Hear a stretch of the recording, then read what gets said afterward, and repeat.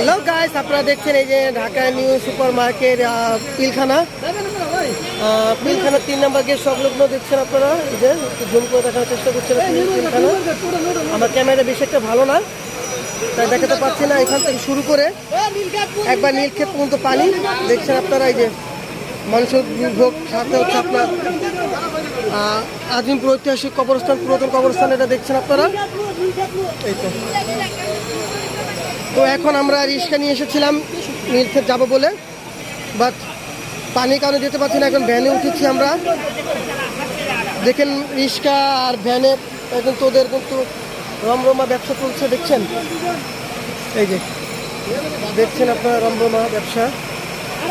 আর ঢাকা দক্ষিণ সিটি কর্পোরেশনের পক্ষ থেকে একটি গাড়ি আসছে, ওরা পানি নিরসন করার জন্য আসছে, কিন্তু এত পরিমাণ পানি যে